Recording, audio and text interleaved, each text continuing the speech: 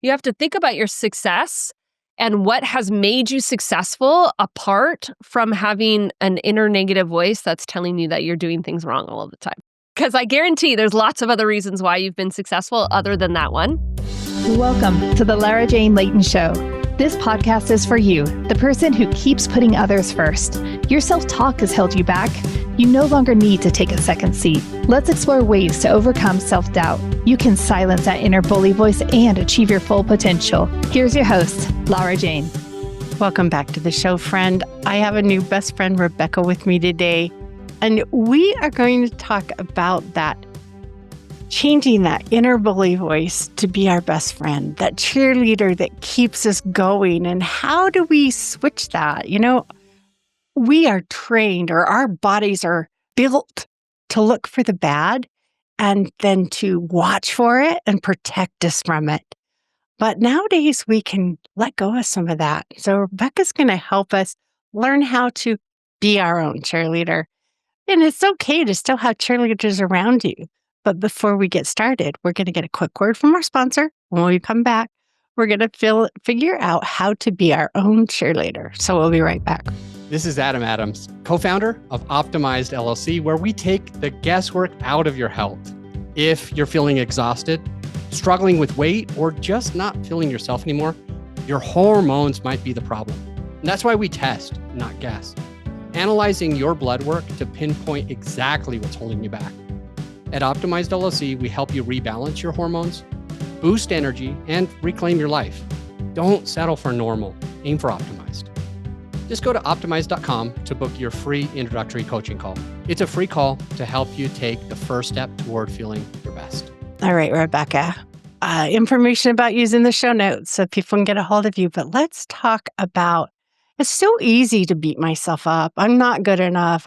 Oh man, I'm late again. Like, I'll never be on time. You know, all these things that we just beat ourselves. The damn traffic just screwed me up again. You know, what is it, that we are holding on to instead of going, it's okay. We got this. You know, how do we switch to, I got this?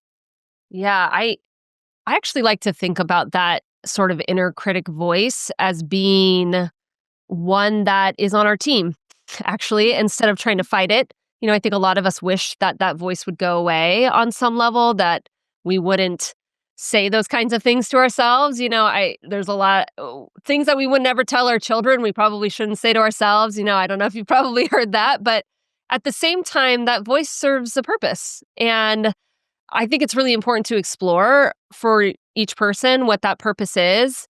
You know, but generally speaking, it comes from a place of safety, right? It's a voice that wants you to be successful. It's a voice that wants you to be on time. It's a voice that wants you to be, you know, to hit every goal that you have for yourself. And one of the ways that I think that voice really operates, or the reason it's there, is it's supposed to point out the ways you're not hitting the expectation that you have for yourself. And on some level, you want to know that, don't you? Like, we do actually want to know when Absolutely. we're not hitting the mark.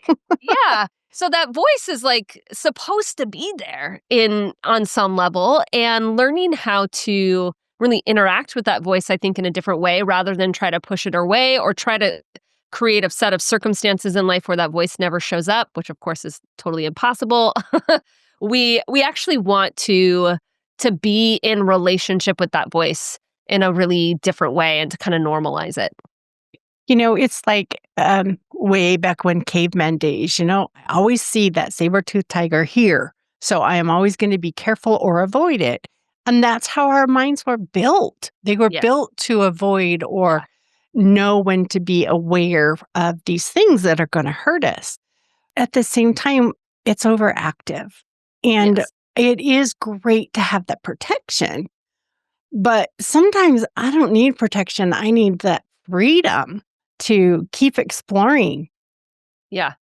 Yeah. I think, you know, I have this conversation a lot, and I think it's an interesting one to have, because when you start to really explore about what would happen if I dropped the voice, it's amazing actually how much fear comes up for a lot of people as we start having that conversation.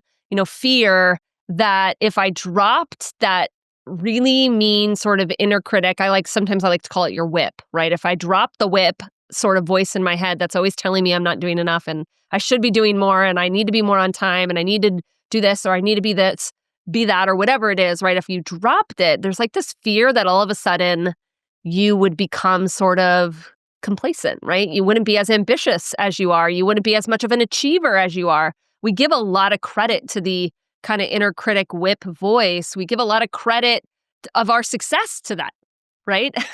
And so for me, and the work that I do, a lot of it has to start with deciding on some level that that's actually not where your success has come from, nor do you want it to be moving forward, right? You actually need to think about dropping or think about success, I guess, is probably the better way to say it. You have to think about your success and what has made you successful apart from having an inner negative voice that's telling you that you're doing things wrong all of the time. Because I guarantee there's lots of other reasons why you've been successful other than that one. And that's really helps open up the opportunity to start dropping that voice a lot more than we are now. And as high achieving women, we set a lot of goals. We meet a lot of goals. But for my brain, I am more fixated on the ones I missed. Yeah, always. I forget to celebrate the 30 things I did right Yeah. and wonder why I messed up this one thing. And Yep. it's like trying to really refocus and realize we do have value. It doesn't matter if Yeah. you miss this one, you're still closer than you would have been. Yeah. Yeah, absolutely. And that is how my brain works too. It's how I think most humans' brain work. We tend to focus on that negative piece or the thing that we didn't do instead of all of the successes that we have had. Again, it comes back to that survival brain, the saber-toothed tiger in that way. Like it's meant that voice is just trying to help remind you that you could do better. And on some level, again, we all want to hear that. But it's going to require then some a large level of intentionality in order to redirect that voice to the 10 things that you did get done today, or the ways that, the 90% prepared that you are for that meeting, whatever that might be for you. You will literally have to direct your brain to that side of the ledger because it's never going to default there. You could get better it could get easier for you to get to that side, but I think our brains are still, generally speaking, always going to see the negative first. And we have to decide, yes, that exists and this exists over here. And I'm going to choose to focus on this instead of, spend a bunch of time swirling in the things I haven't done. So, do you have some tricks for making that choice? Is it a self reflection at night to look at, here's all the things that went well, instead of that one thing that goes through your brain, oh, I screwed this up all night long? Yeah. Yes, I have lots of things that I can talk about. The one that comes to mind for sure is one that I like to teach, which is a work to home transition, because I think it's a really common time for us as women to focus on the things that we did not get done today, or the ways that we fell short in our workday. Ultimately, as we get to the end of the workday and now we're transitioning from work into personal life, into home life or family life or whatever that might be. And that's the time where your brain likes to focus on all the things that you didn't do today, that you had hoped you would get done today, but you didn't, in fact, get done today. And so that's the moment, if you take some really intentional time in that transition to, one, look at all the things that you actually have to wrap up the loose ends, right, of the things that you didn't get done today. So there's an opportunity to wrap up some things, pretty nice tiny bow on little projects or emails or communication pieces that need to get done today. Get those things off of your list. And then besides that, and besides maybe even a little planning for the next day, which I highly recommend in a work to home transition as well. So you are really clear what you're going to do the next day. That's kind of a really good way to be productive. The first step that you take into the workday the next day.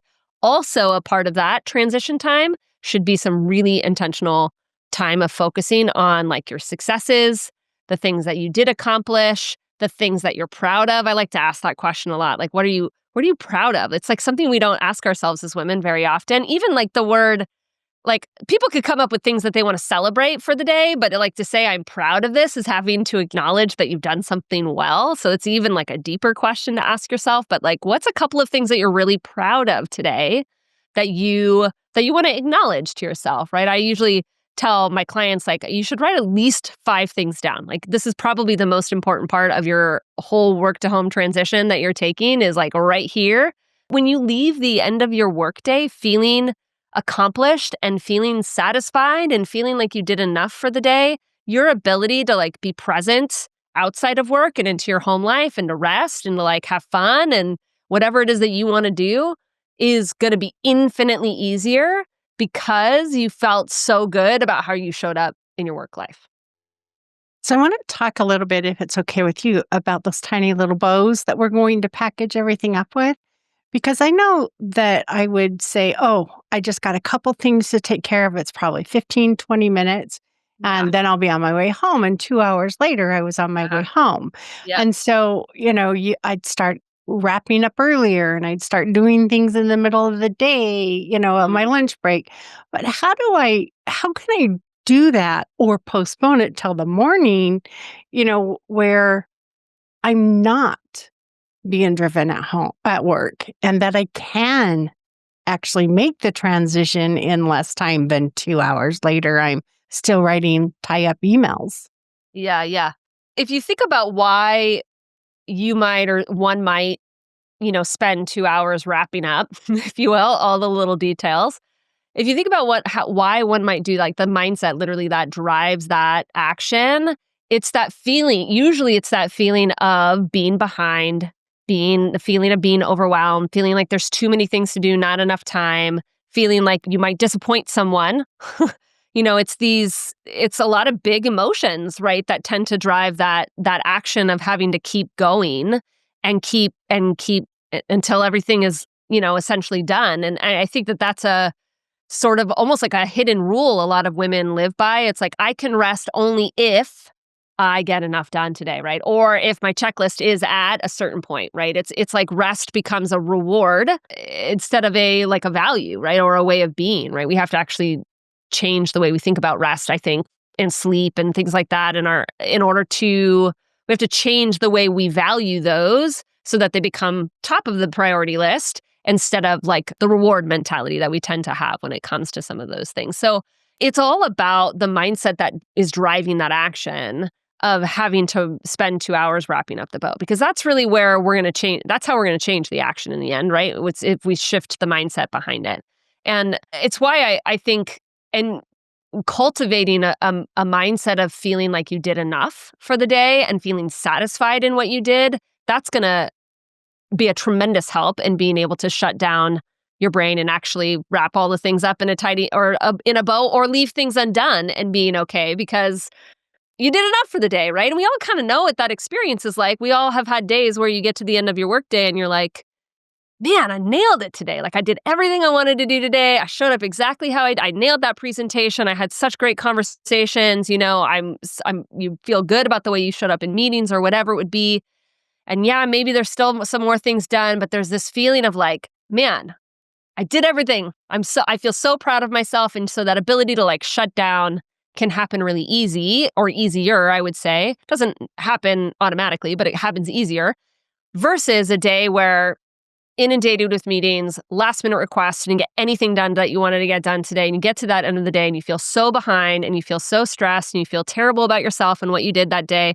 That kind of a day is like the kind of a day likely you're going to overwork, right? You're going to decide to stay late or log back on later or do whatever to try to wrap things up because you feel so dissatisfied with what you accomplished that day. So again, coming back to like having to be super intentional with directing your mind to did enough for the day. I feel good about the things I did. I'm going to feel satisfied and practice feeling satisfied with the things that you did is going to really help that ability to like shut down.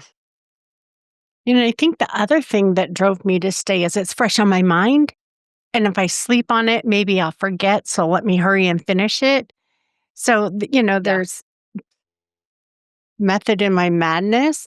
But at the same time, I think giving yourself that freedom that if it was important, you'll still come back. You don't have, Yeah. I think sometimes we do it all, and some of it's not needed. And Yeah, of how course. do I prioritize and say, I took care of all the important things today? Yeah. Yeah. Yeah, for sure.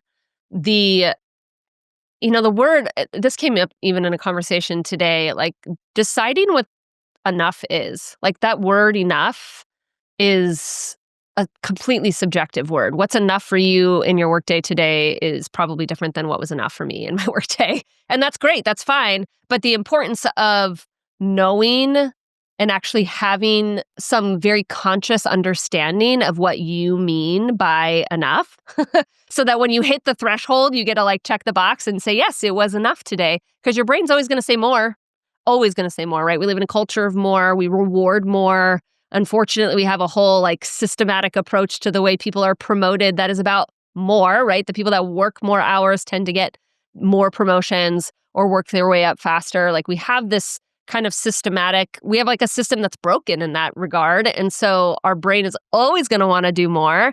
You get to decide when enough is. And taking some intentional time to just answer that question. Like, what does it mean for me to get to the end of the day and say I did enough? Like, really, like, how do I want to define that for myself? Is it that I showed up and did the important things and that's enough for me?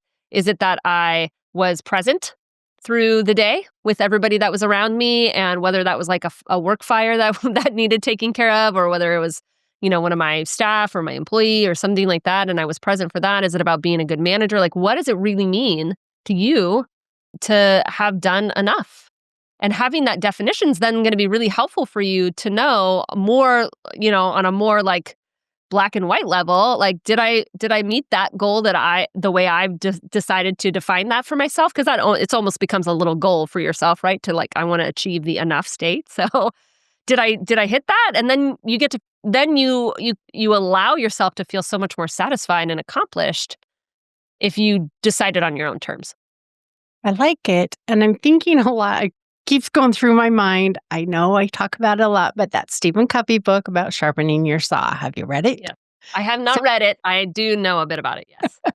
but I just imagine that guy that's just sawing and sawing and sawing. He's at the tree and they're having this competition. Then who's going to saw down the tree the fastest? And keeps laughing at the dude that keeps sitting down and taking a rest. I'm going to win. He's going to not. Yeah. Like, I just am not giving up and I'm going and going.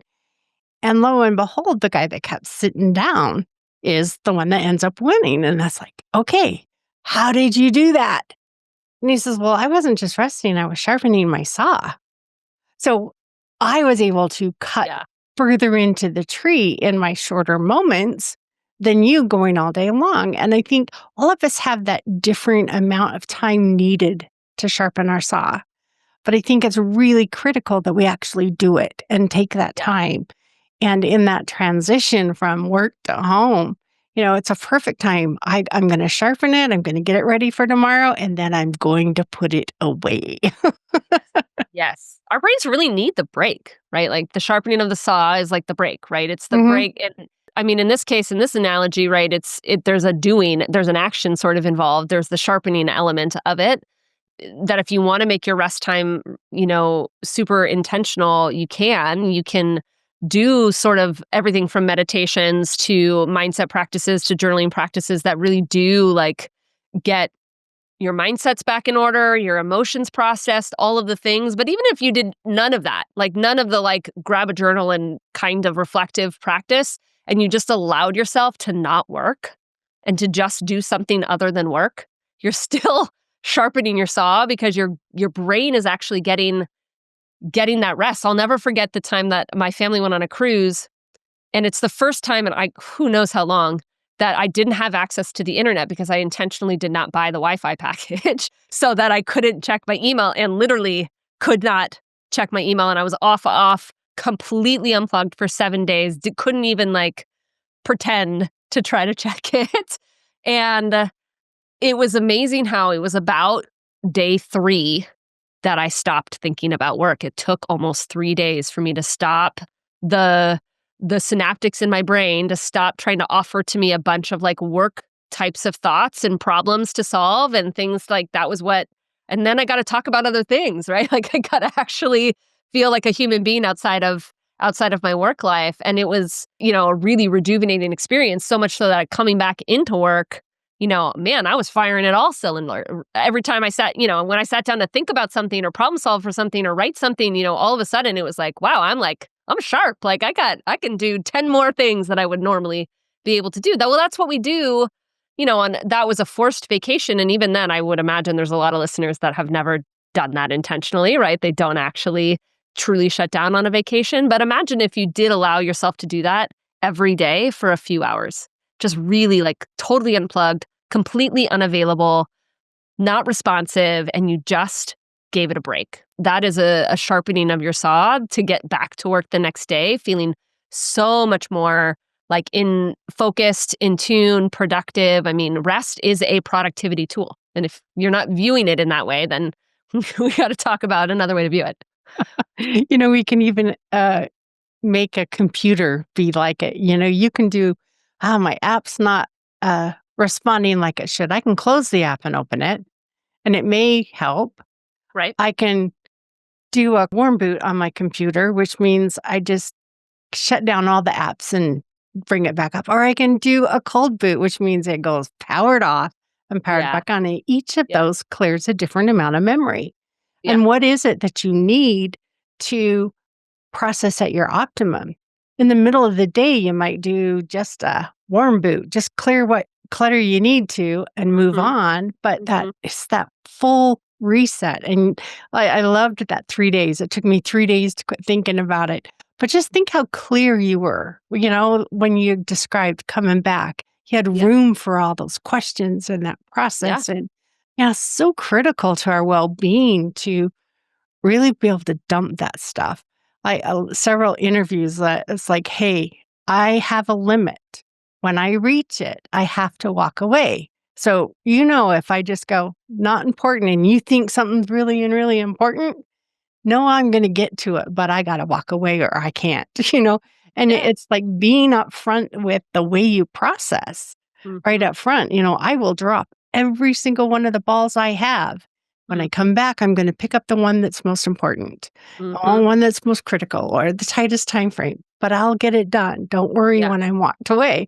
And it's like being able to share those things, then people know what to expect. But if you are in the height of a deadline and they watch you walk out, they're going, what an idiot. But it's like we all have that different level. I just had to close the app and come back. But sometimes I have to really shut the whole computer down and open them one app at a time. And so it's like you pick. And that's the cool part is we get to pick what we need. Yeah. Yeah, absolutely. And this is reminding me of a conversation I just had with a client today. We were talking about sleep. It's like totally relevant to this because she was having the hardest time getting herself to go to sleep at a reasonable time, right? She was finding herself in the evenings, working more or doing, all the things that she didn't get done for the day for the household, is happening at midnight. And it was exhausting. Like she was seeing this pattern and, she knows where this pattern leads. It leads to burnout when you don't get enough sleep, right? This is where it leads. So we'd been having now multiple conversations over the course of our time together about sleep. And it's been so hard for her to prioritize sleep. And so we started to talk about what she really wanted to believe about sleep that needed to be different. Like, how did she need to change her way of thinking about sleep so that she valued it in a different way? And so the phrase that we came up with for her was, I would rather be centered, was the word she ended up using. I would rather be centered than prepared. Because it was oftentimes preparing for the next day, preparing for things that she had to do at work or at home or whatever it is for the next day or for the family. I would rather be centered than prepared. And when she came up with that phrase, like things really started to shift for her. Like she all of a sudden it anchored her to like, absolutely, I would rather be centered because when I'm centered, I think better, I problem solve better, I show up as a nice human being that people actually want to be around when I'm centered. Prepared would be great, but if I had to choose between the two, I would much rather be a centered person than a prepared person because I know that I can talk off the fly. But I can't always, if have no sleep, then I'm, stuck in reactive mode all of the time, and who knows what's going to come out of me then. And so sometimes I think there is a time that we have to stop and actually reframe the way we think about rest, the way we think about sleep, the way we think about sometimes working out, obviously our health, things like that, things that really make us feel like a human being and not just a human worker. We have to reframe those things in such a way that it actually clicks differently in our brain. And then from there we had to get super practical. It was like, well, look, at 10 o'clock at night when you want to go to sleep, your brain is not going to remember this phrase. Like, this is not, you're in a habit of, over prioritizing. That's not the right word. It's a new one. It's a new one. I can't even say it. I think it's over prioritizing. There you go. That's so funny. I can't even say it. She's been in a habit of that. So I was like, look, just because you are on board with this right now doesn't mean at 10 o'clock tonight you're going to be on board with it. So what do you got to do in that moment to like really anchor into that new way of thinking about it, that new belief? And it was funny. We came up with all sorts of ways that she could do it. Everything from like, a sticky note on the mirror in her bathroom sort of thing. And I was like, well, I think you should. I was imagining like lipstick on the mirror is really what I was imagining. Do you remember doing that? Absolutely. I still do it sometimes. There you go. So I suggested in this case a dry erase marker, but that's what the envision that I had. And she was like, well, I could put a reminder on my phone that gives me this phrase. I was like, well, you could put the reminder, but you could actually even ask yourself a good question. Like, why would I rather be centered than prepared right now, and force your brain to answer it? And she was like, oh, I could do that. It's like, oh, I could get Alexa to ask me a question or like respond. Like, so we came up with all these like little ways because of course our brain is in a habit of thinking one certain way. And it's at this point, it's like not sleep. That is not what it's thinking about. So we have to trigger it in a different way. And so it's always like, there's always like the twofold approach. Like, you got to talk about it outside of the moment. You got to revalue it in a different way that makes it's more aligned with who you want to be and the goals that you have for yourself. And then you need some in the moment types of tools to actually get you to behave differently so that you follow through with the way you want to value something. And I think that's really a good point. And also that it's really important that it's okay if the one way that you picked didn't work. Because there's thousands of different ways. So if the sticky note or the lipstick on the mirror didn't work, there's more ways. And so keep trying until centered is so important. Yeah. Put a line down the center of your bed and it just will remind you, center. Center, whatever it is. Yeah, yeah. And I think I even said that. I was like, look, we don't know if this is going to work. You might come back to me next week and say, no, I'm still on board with the idea, but, still overworked and still stayed up late till X, Y, or Z. And I'm like, okay, great. That doesn't mean you failed. Just means we actually learned a lot from the things that didn't work. And now we get to try something different, right?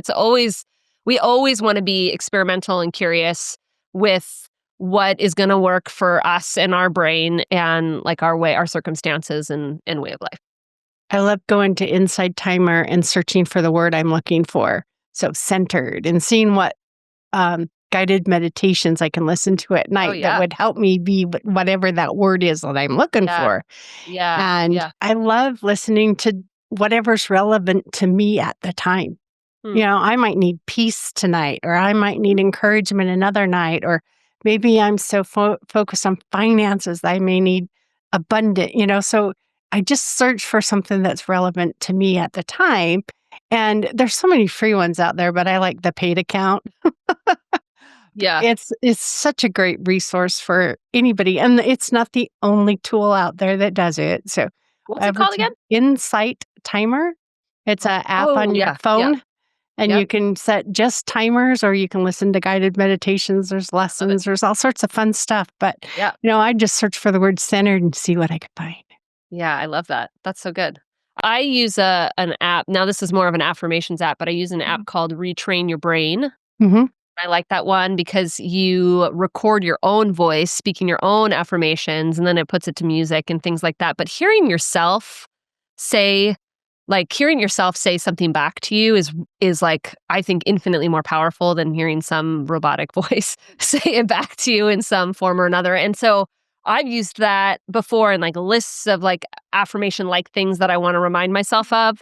I've also gone into like ChatGPT and had a whole conversation with ChatGPT about, in this case, it would be like why I want to be centered and like what that means to me and why it's valuable to me and how it like connects to my goals. And then I might record that answer. Like I'll record pieces of that conversation into the app and listen back to this, to a kind of a different way of kind of using like affirmations in that way. And I have found that to be really, really powerful to like listen to almost like a backstory to something that is really important to me and valuable to me. I've loved that. I know when I first started listening to my own voice, I didn't believe it was my voice. That's not me. Because you sound different recorded than you Yeah, of do course. Of course. in your head. Um, so as long as you can get used to that new voice of you, Yeah. I think it's absolutely rock star idea because I have recorded several of my own because Yeah. I, I wanted it to be very pointed to what I wanted. So, Yes. Yeah. I actually thought you were going to say, you were talking about how odd your voice sounded, but I actually thought you were at first referencing when you said that's not me. I thought your brain was rejecting oh, the affirmation or the mindset. But that's, I think, actually a really interesting point to make too, because my clients will tell me that sometimes they're like, we come up with this other way of thinking about something, but their brain sort of outright rejects it, right? It's like, yeah, whatever, you're lying to you, you're lying to yourself on some level, and so they'll come back and they'll be like, well, that basically, I just ignored that because it was too far fetched, right, for your brain to think, and so then we start talking about like what I like to call bridge thoughts. A mhm. thought, you believe this here today and you want to believe this over here, but your brain can't believe if you think I'm not enough, it's not going to believe I'm enough, right? If you've been telling yourself for 40 years that I'm not enough, all of a sudden one day it's not going to believe the opposite. You got to find something in the middle. You got to find something that your brain can believe today that has some level of believability today where you don't outright reject it. That's going to kind of move yourself or bridge you closer to the kind of mindset that you want to have. And so that I think is important when we are talking about things like changing mindsets or affirmations or anything like that. We got to find things that actually shift our energy today, because that's the whole purpose of it, right? It shifts the way we feel today. That's going to get us, it's going to be on the path, right? I mean, to be honest, look in the mirror and say, I love you, you're beautiful. I freeze. Like, no, you're not supposed to be that kind of thoughts in your head. You Yeah. have this, Yeah. that's not humble. That's not, and you kind of throw them away. And it's like, I don't believe that. But you Right. do it enough, or I love you today. You did amazing things today. You looked your best today is a Mm, step towards I am yeah. beautiful just the way I am, no matter what. Yep. You are beautiful. And so many of us have a hard time believing that because we have this stereotype that we need to go by. But you are, every one of us in this world is the most beautiful you can be. And we do get more beautiful, but that's because we come more us. We get more Mm, used to who we are and fall in love with it. And how much beautiful is that? And by yeah. being able to put work to bed and transition over to life and is so important to be able to support that Mm, because sometimes we get off center and all I am is work. I don't mhm, have any other part of my life. It's just work. So how do mhm. we find or integrate everything into one? Yeah. Yeah. We're a whole being, right? Like we're not just a worker, and we're not just a mom, or we're not just a daughter, or we're not just, we're not our role. We're a human being outside of those things, and seeing ourselves, in a much more holistic way, I think or an integrated way, maybe is another way to say that, I think is really important, because we don't drop, we all know that we don't drop work when we get home, right? Our brain still thinks about work, and we certainly don't drop being a mom when we're at work, right? Like our family still exists out there, and our brain still thinks about them on some level on occasion. And so recognizing that these things aren't separated, and that we get to be a whole being all of the time, and that one actually can inform the other in a really positive way, is, I think, a really important like reframe. Because I think there's a thought, when we start talking about things like work-life balance, or we start talking about there's this belief that these two are separated on some level, or they should be separated on some level, and yet we oftentimes find ourselves thinking about work when we're at home and thinking about the kids or the family or whatever when we're at work, and so and the line is really blurred, but then we feel guilty about that, and then we kind of shy away from talking about things other than work at work, even though we're a whole human being, and so I think defining what it means for you to be a successful human being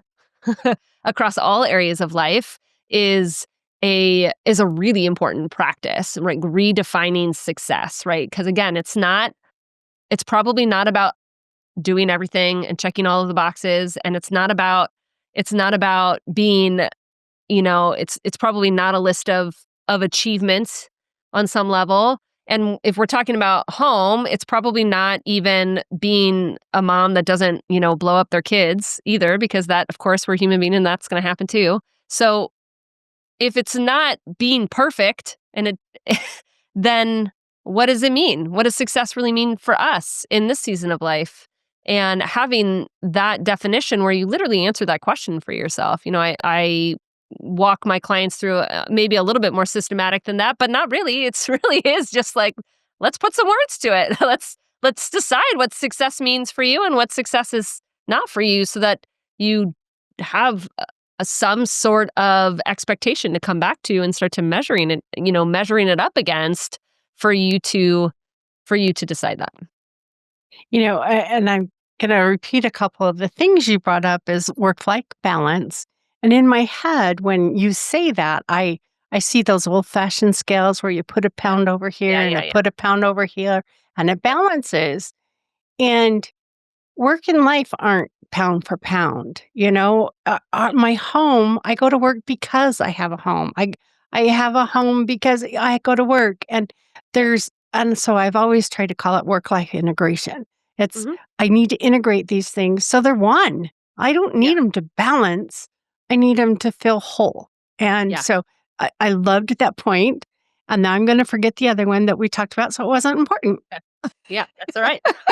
Yeah, I think balance. I mean, I teach on balance a lot, and I coach on balance a lot. But balance is a pretty subjective word, right? Mhm. And if you don't like the word balance, use integration. And if you don't like the word integration, use alignment. Like all of what we're all saying is kind of the same thing at the end of the day. Because if the next logical question to ask is, well, what do you mean by that? Whether you're saying work-life balance or work-life integration, what do you really mean by that? We're probably going to come up with a fairly similar answer on some level on what we mean by that, right? These words are just words. We're kind of arguing semantics on some level. At the end of the day, what I really believe that we're chasing is a feeling. I like to think of balance as a feeling, and we even usually describe it that way. Like, I just want to feel.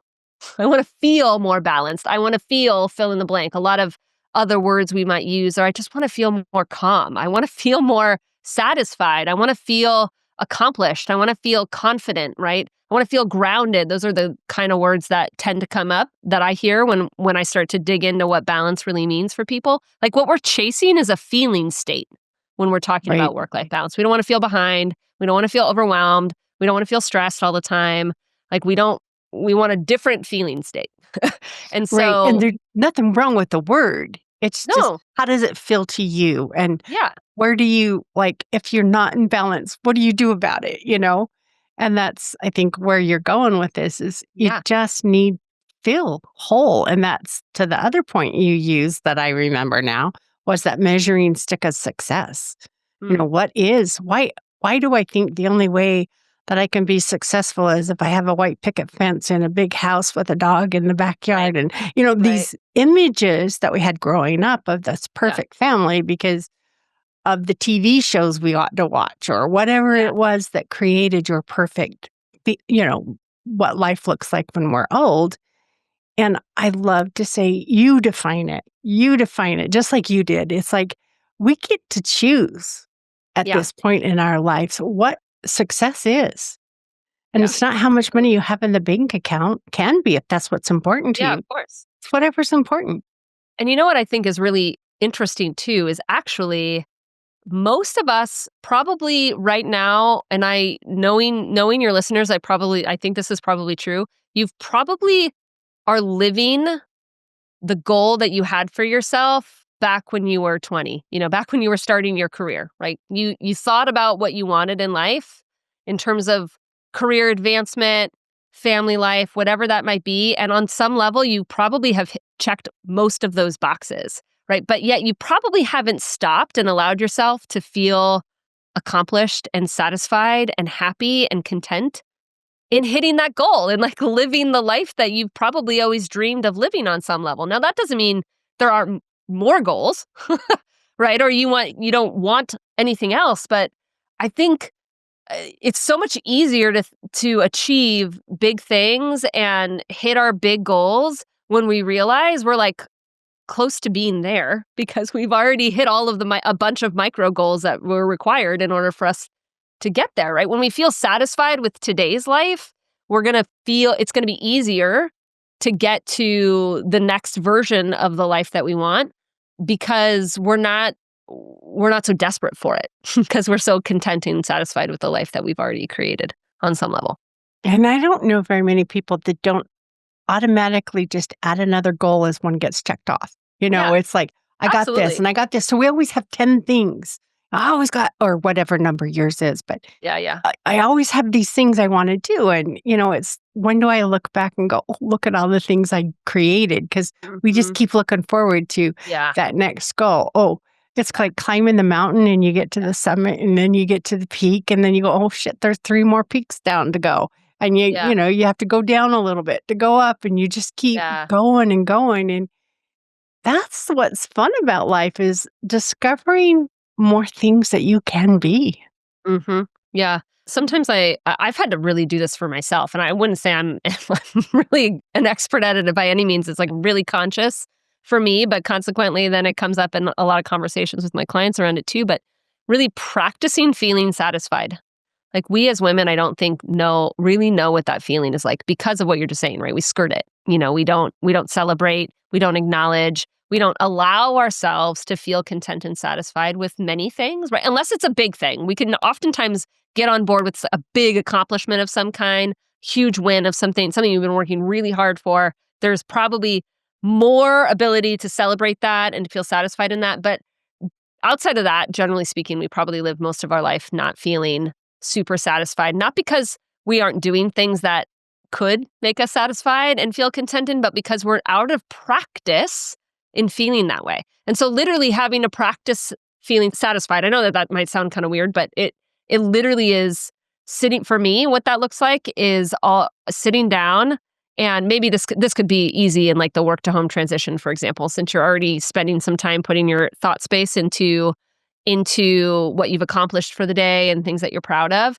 But rather than letting that just be a mental exercise when you do that, whether you do it in the transition or you do it some other reflective time, whatever it might be, it's not just the head exercise, it's a body exercise. So it's like you write the things down. And for me, I put my hand over my heart and I take a couple of big deep breaths and I like make sure both feet are on the ground. I'm going to unlock my legs now.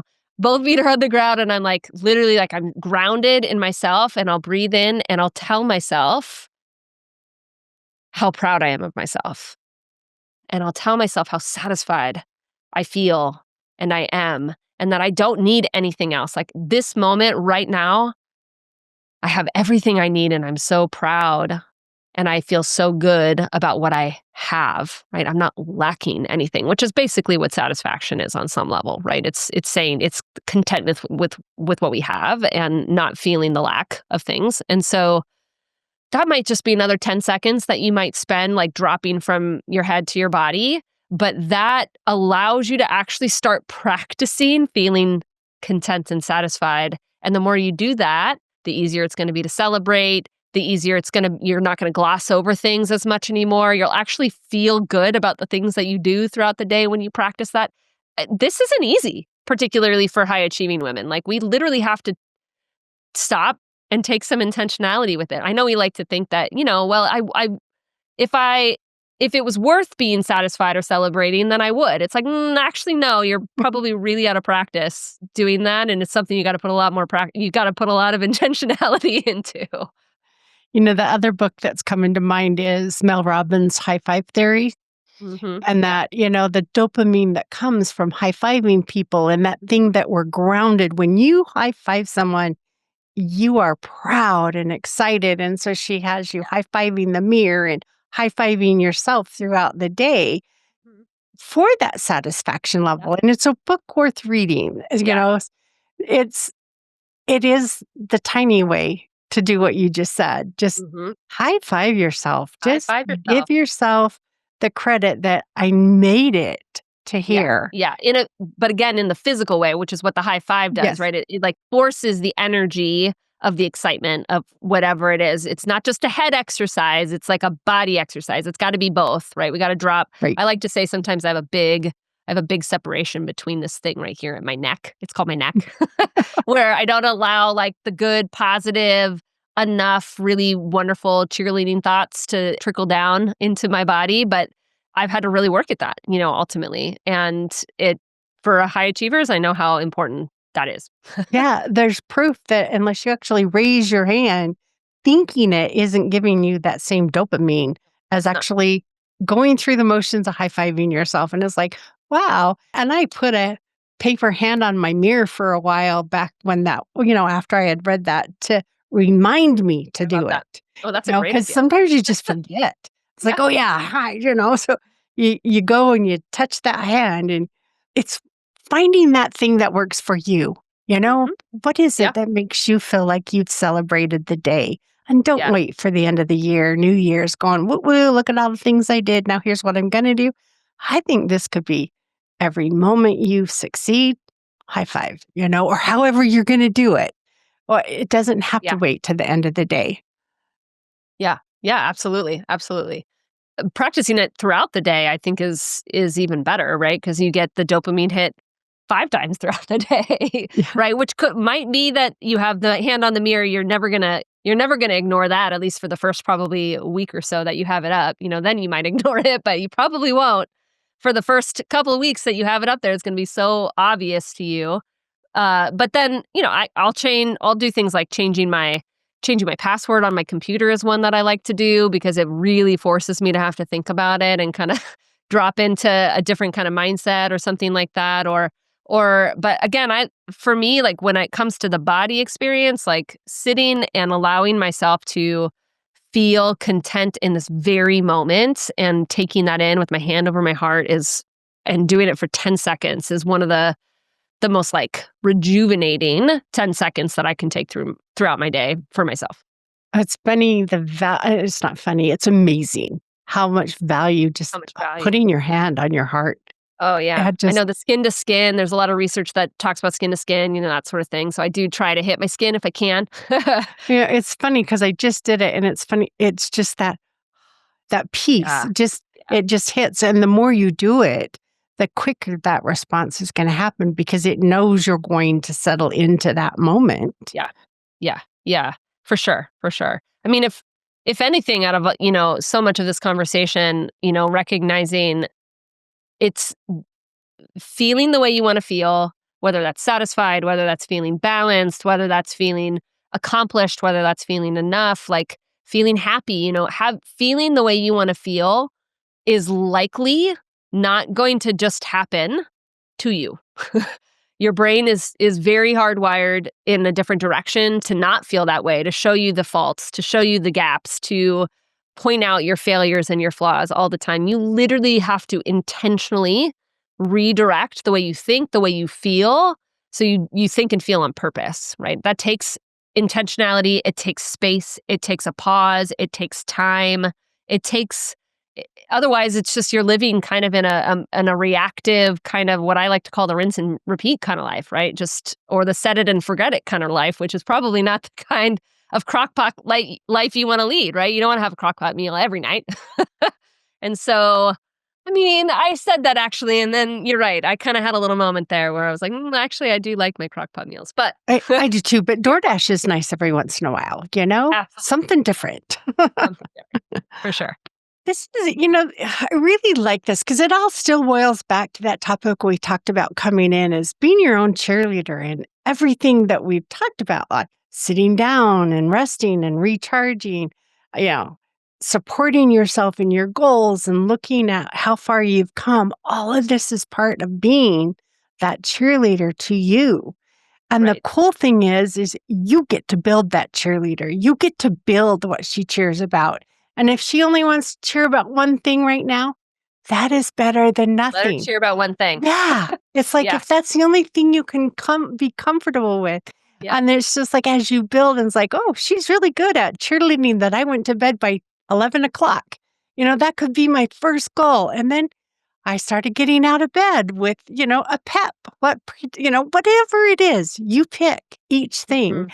Mhm. And so I love it. Let's wind down, Rebecca. And how about sharing about you, about what you do and how to get a hold of you? Even though it's in the show notes, let's go ahead and share it. Yeah. And then what's that one thing? Okay, so my full name's Rebecca Olson, and I am a life coach for working moms. I help women pretty much at the intersection of career advancement and motherhood. And so that feeling of like, I can't have it all, that's the work that I do as a coach is debunking that mindset, helping you clarify exactly what it is you want, redefining success on your own terms, and then learning how to create that life for yourself where you take full ownership over the life and the goals and the achievements and all the successes that you want at both work and at home, right? Simultaneously. So much of what we've talked about here for sure. And so I do that both one-on-one with clients. I also have a group coaching program that solely focuses on work-life balance and integration and shifting the way you prioritize in life and changing some of those overworking behaviors. And I love all of it. So, I've learned how important it is, and as each of us grow in that area, you'll learn the importance to you. And mhm. having those groups, I love groups. So I'm glad you do one because I get ideas from other people's, Oh, yeah. it's not Yeah. just you and I coming up with the ideas, it's expanding that and Well, and you're not tenfolding it. alone. Yeah. How often we think like our problems are totally unique and nobody else feels the way I feel. And to like sit in a room with 9 other women in this case, because I only do cohorts of 10, to hear them go, oh my gosh, like literally everybody here is saying something similar, or at least, are thinking what I'm thinking. That is so relieving and so powerful and can immediately break so many kind of toxic mindsets and things that we think about ourselves. Wow. And that safe place, holding Mhm. space for Yeah. people to be vulnerable and to feel Yeah. real is so critical. So, what's that one thing what can I do right now, today, or tonight to be a better cheerleader to myself? I like to think about actually, I'm going to even say it's tomorrow morning. So I'm going to give you one for tomorrow morning. This is one of my own daily practices that I do. And I love to offer it to people is before you even get out of bed tomorrow in your very sleepy state, whatever state that might be in, you you take 30 seconds maybe at a minimum, couple minutes at tops, shouldn't be any longer than that. And I want you to imagine your day and what's ahead for your day, all the meetings that you have, the interactions with your family members that you're going to have, anything, all your agenda. It's almost like go through your agenda. We all kind of know what it is, generally speaking, don't we? We kind of know what's going on in our life. But imagine your whole day, but imagine it going exactly the way you want it to go, where you are successful at everything that you do, every conversation that you have, every communication that you write. Like, imagine you showing up in the way that you want to show up confidently and with ease and feeling really successful in every aspect and every piece of your day. And let that kind of visualization, however fuzzy it's going to be at whatever time you get up in the morning, it's fine. It doesn't matter. There's no perfect way to do it. But whatever that experience is, however you've imagined it, at the end of it, again, like take a moment, hand over your heart if you want to, and let yourself breathe in success ahead of time or satisfaction ahead of time or enoughness ahead of time, right? You're literally like painting a picture for your brain of what's possible for your day. And it builds this rather than like waking up and feeling stressed and feeling overwhelmed or immediately thinking about all the things you're not doing. Like this is a way of actually building up a vision and a voice for yourself that is successful before it's even happened. right? Getting ahead of so many of those negative voices. No, this is beautiful. I'm looking forward to tomorrow morning so I Yeah. can do this. Thank you so much, Rebecca, for joining me today, sharing your wisdom, your knowledge with our friend. Rebecca and I are not medical or mental licensed professionals. We're here for entertainment, people that have found a path that works for us and want to shine a light on yours to help you make it to your destination. Thank you for joining and have a beautiful day. Are you tired of waking up exhausted? You are not alone. If you're looking to take your life back, let's start with the simple step of adjusting your self-talk. Stay tuned for the next episode with your host, Lara Jane. Remember to follow the show so you don't miss the next simple step that you can use to feel more confident. And please leave an honest review.